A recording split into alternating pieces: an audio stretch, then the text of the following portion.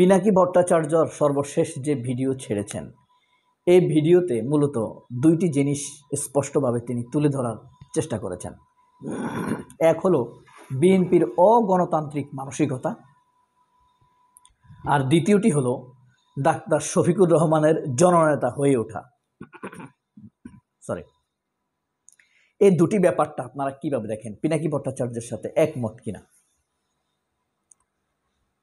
আমি প্রথম যে ব্যাপারটা বলতে চাই সেটি হলো পুরানা বিষয়। যেমন গোপালগঞ্জে যখন এনসিপি গেল, তারা সমাবেশ করেছে, বক্তৃতা দিয়েছে, তাদের সমাবেশে হামলা করেছে, চেয়ার ভাঙচুর করেছে, গুলি করেছে, পাথর মেরেছে। একটা সমাবেশে হামলা করেছে বাংলাদেশের সুশীলেরা, গোপালগঞ্জের আওয়ামী লীগকে, সন্ত্রাসীদেরকে অস্ত্র নিয়ে নেমেছে, দোষ দেয় নাই। দোষ দিছে কাকে? এনসিপিকে। আপনি যত মুখের যত কথাই বলেন না কেন, আপনি কি হামলাকারীকে সমর্থন দিলেন না?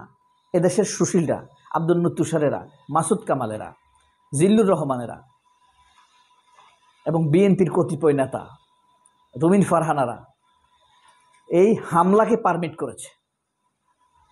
দ্বিতীয়ত হলো, কক্সবাজার গিয়ে নাসিরউদ্দিন পাটোয়ারি বলেছে যে আপনারা নারায়ণগঞ্জের গডফাদার শামীম ওসমানের নাম শুনেছেন, কিন্তু কক্সবাজারের গডফাদার শিলং থেকে এসেছে। কাকে বুঝিয়েছে বুঝেছেন? এটা একটা বক্তৃতা। এখন আপনি তাদের উপরে হামলা করবেন, তাদের মঞ্চ ভেঙে দিবেন, তাদের মাথা রক্তাক্ত করবেন পিটিয়ে। এই দুটি, এই যে বিএনপির দুই ক্ষেত্রে, আওয়ামী লীগ যেমন অগণতান্ত্রিক, বিএনপি অগণতান্ত্রিক। আপনার যেই দৃষ্টিকোণ থেকে করেন না কেন ভাই, গোপালগঞ্জের ছাত্রদের উপরে যে হামলা করেছে অস্ত্র শস্ত্র নিয়ে, একদম মেশিন গান নিয়ে, সেটাকে আপনি সমর্থন দিন। বিএনপি সেটাকে সমর্থন দিছে, এই দেশের মিডিয়া, এই খালেদ মহিউদ্দিনরা সমর্থন দিয়েছে। কক্সবাজারে এনসিপির উপরে হামলা বিএনপি সমর্থন দিয়েছে। কিন্তু সালাউদ্দিন আহমেদ মোটামুটি উদারতার পরিচয় দিয়েছেন যে 24-এর ক্ষেত্রে আমরা সবাই এক, আমাদের ঐক্য অটুট থাকবে।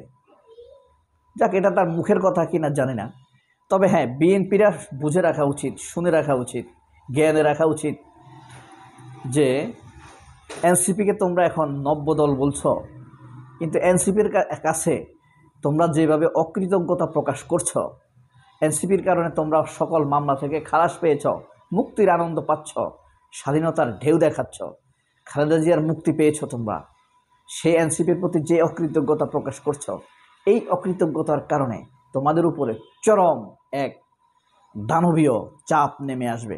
খুব বেশি দেরি নয়। এখন কথা হলো, আরেকটি বিষয় তিনি কথা বলেছেন, ডাক্তার শফিকুর রহমান যে জামায়াত ইসলামের জাতীয় সমাবেশে সরোয়ার দিতে পড়ে গিয়েছেন, এতে প্রাকৃতির একটা সিস্টেমে ডাক্তার শফিকুর রহমান জননেতা হয়ে উঠেছেন।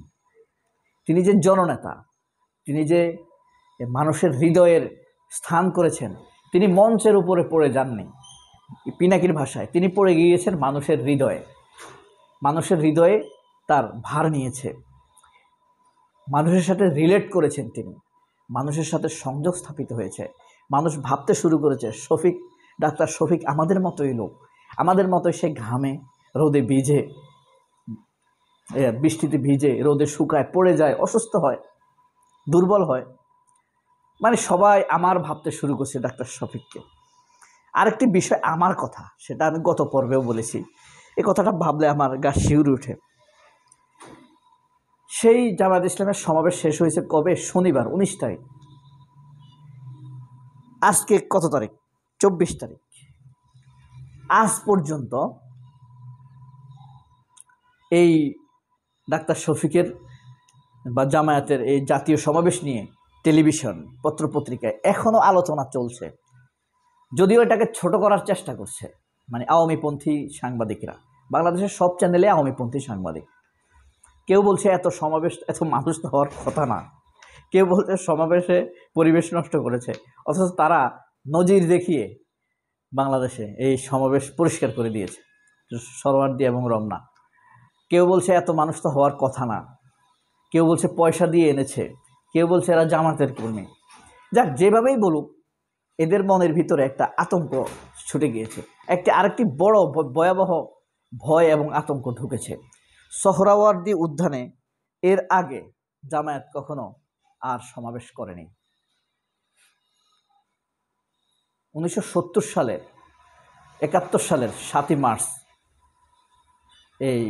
এখানে শেখ মুজিব সমাবেশ করেছিল।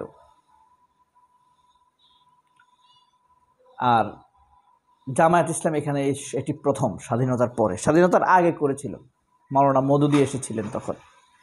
যে বানিয়ে জামায়াত, তাকে বলা হয় বানিয়ে জামায়াত, যিনি জামাত বানিয়েছেন। আর আমির, সভাপতি বলে আমিরের জামাত। এটা একটা break event matter for Jamaat Islami. Suhrawardy Udyan gathering is a great event, break event for Jamaat Islami. Really এটা ইতিহাস ভাঙা একটা সমাবেশ। পিনাকি ভট্টাচার্য বলেছেন যে বামরা যেভাবে ক্ষয়িষ্ণু হচ্ছে, বামরাই এখন এটার বিরোধিতা করছে, এটা বলতে পারছে না। আসলে এখানে আসলে মুক্তিযুদ্ধের সমাবেশ হইতো, হ্যাঁ, তথাকথিত মুক্তিযুদ্ধ, পাগলদের মুক্তিযুদ্ধ আর কি। এই মুক্তিযুদ্ধে আমার উপরে কোনো প্রভাব নাই। হ্যাঁ, এই মুক্তিযুদ্ধের কারণে আমি দেখছি লুটপাট, খুন, গুম, কোটি কোটি 26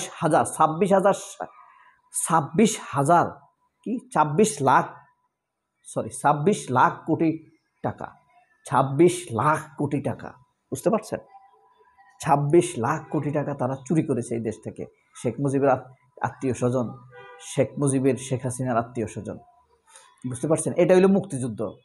হ্যাঁ, এই মুক্তিযুদ্ধের কথা বলে মাদ্রাসা বন্ধ করছে, মসজিদ ভাঙছে, তারা মসজিদ ভেঙেছে, তারা হেফাজতের মানুষ মেরেছে। মুক্তিযুদ্ধের কথা বলে তারা অন্যায়ভাবে মানুষকে ফাঁসি দিয়েছে। এই যে জিনিসটা আপনার, তারা কি বলছে, আরেকটা কথা বলছেন পিনাকি ভট্টাচার্য, সেটা হইল পুরান ঢাকার এক চোর আছে না, টোকাই, সে স্লোগান দিয়েছে, তুমি কে আমি কে বাঙালি বাঙালি, আমি কে বাঙালি বাঙালি। এটা তো শেখ মুজিবের, এটা পাগল, এটা জন্ম নিছে এক ঘরে, বাপ ডাকে আরেকজনকে। স্পষ্ট না? তুমি হইলা বাংলাদেশি জাতীয়তাবাদের আদর্শের লোক, তুমি সেটাই জানো না। ওই যে আমি বলতাম আগেই, আমি সেই ইন্টারমিডিয়েট থাকে আমি বলতাম যে বাংলাদেশের জাতীয়তাবাদ, বাংলাদেশি জাতীয়তাবাদ যে থিওরিটা, ইডিওলজিক্যাল যে গোল, এটা শুধু একজন বুঝে, খালেদা জিয়া, সত্যিকার অর্থে। আর রিজভি একটু একটু বুঝে, সালাউদ্দিনও বুঝতো, সালাউদ্দিন এখন বিক্রি হয়ে গেছে। সে নয়নের কথা বলছে, নয়ন স্লোগান দেয়, আমি কে বাঙালি, তুমি কে রাজাকার রাজাকার। এটা ওই বাপ ডাকতেছে কাকে? শেখ মুজিবকে, জন্ম নিছে জিয়ার ঘরে। এভাবেই ডাক্তার শফিককে পিনাকি ভট্টাচার্য কেনেডির সাথে তুলনা করেছেন। কেনেডিও মঞ্চে এভাবেই পড়ে গিয়েছিলেন, মানুষ তার জন্য পোস্টার ছাপিয়েছে, অসুস্থ হওয়ার জন্য পোস্টার ছাপিয়েছে, এত জনপ্রিয় ছিল কেনেডি। সবাই অনেক ভালো থাকবেন, আল্লাহ হাফেজ, আসসালামু আলাইকুম।